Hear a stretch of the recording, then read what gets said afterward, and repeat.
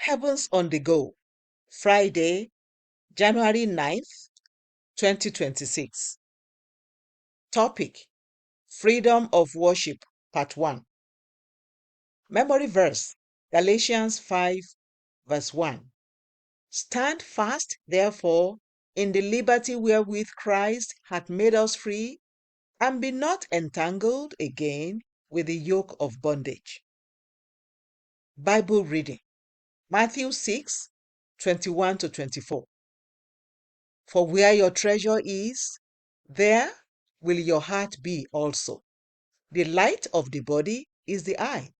If therefore thine eye be single, thy whole body shall be full of light. But if thine eye be evil, thy whole body shall be full of darkness.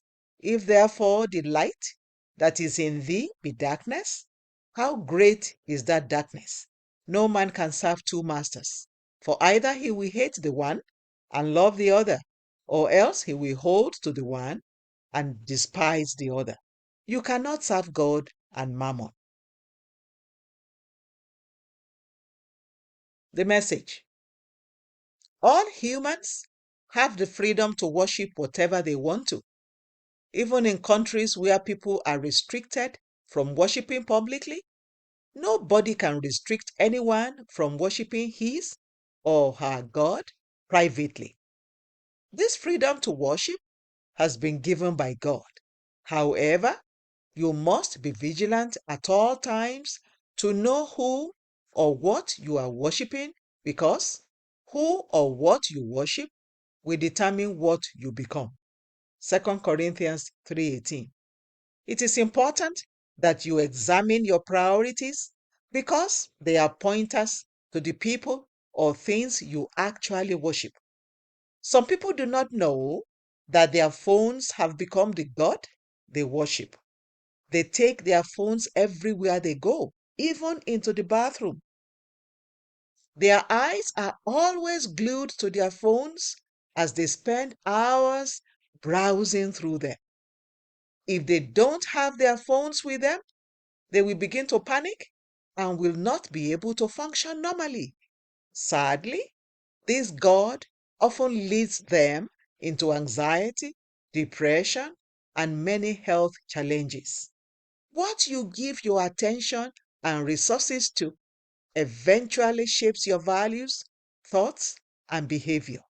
If your focus is primarily on material possessions, your social status, or even other people's opinions, they can easily become idols in your life.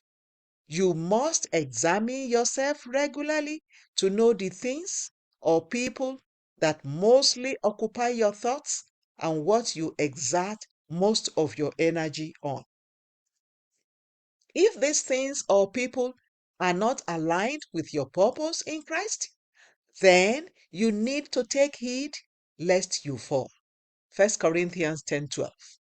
Another subtle yet common object of worship these days is work. Many Christians allow themselves to be trapped in the circle of work such that they neglect their health, families, and walk with God. I know the value of hard work, so I work very hard and encourage people to do the same. However, when work becomes the source of your identity, it has taken God's place in your life. You must also be careful not to worship comfort and convenience. Today, many youths talk about living a soft life, and unfortunately, their pursuit of this soft life has become the God they worship. Beloved, the freedom of worship is a precious gift from God that God has given to you. However, you must use it to worship Him alone.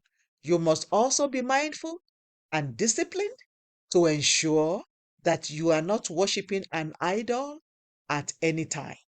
Keep your total focus on God at all times, and He will reward you with His grace and peace. Action point: sincerely assess your current priorities to determine whether anything or anyone is competing with God's place in your life. Bible reading in 1 year, Genesis 29 to 31. Hymn for today, I am thine, O Lord. The Open Heavens is written by Pastor E.A. Adeboye, the General Overseer of the Redeemed Christian Church of God. God bless you.